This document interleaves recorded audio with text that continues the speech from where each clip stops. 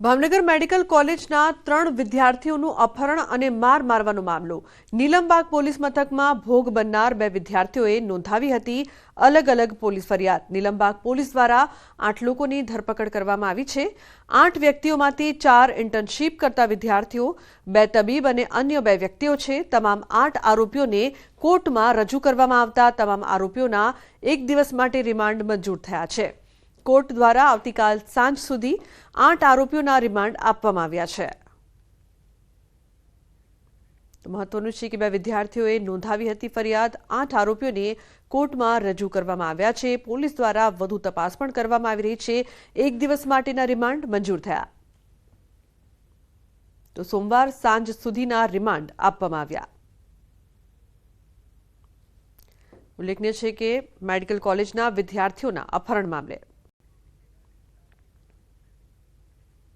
तापीना सोनगढ़ तालुकाना गुणसदा खाते जेके पेपर मिलना कर्मचारीओ हड़ताल पर उतर्या छे। छेल्ला लांबा समयथी पगार न वधता पगार वधाराने लईने कंपनीना कर्मचारीओ अचोक्कस मुद्दतनी हड़ताल पर उतर्या छे। 1 एप्रिल 2025 थी शरू थनारा नाणाकीय वर्षमां लांबा गाळाना सेटलमेंट न थता कायमी कर्मचारीओ हड़ताल करी रह्या छे। ज्यां सुधी मांग नहीं संतोषाय त्यां सुधी तेमनी हड़ताल यथावत रहेशे।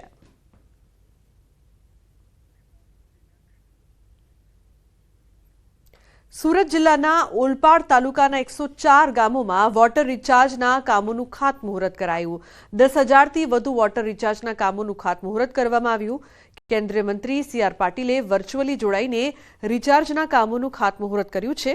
CR पाटीलना जन्मदिवसनी अनोखी रीते उजवणी करवामां आवी। पाणी बचाववा अने तेनो संग्रह करवाना संकल्प साथे वोटर रिचार्ज माटेना कामोनुं खातमुहूर्त कर्युं।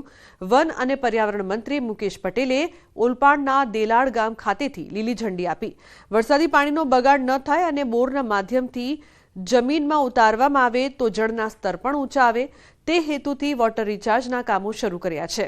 આ કામને 1 જ મહિનામાં પૂર્ણ કરવાનો મંત્રી મુકેશ પટેલનો લક્ષ્યાંક છે।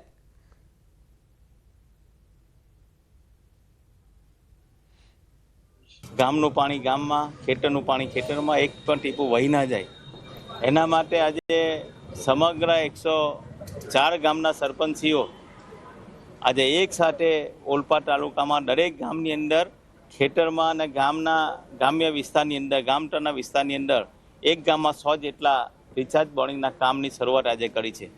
1 મહિનાની અંદર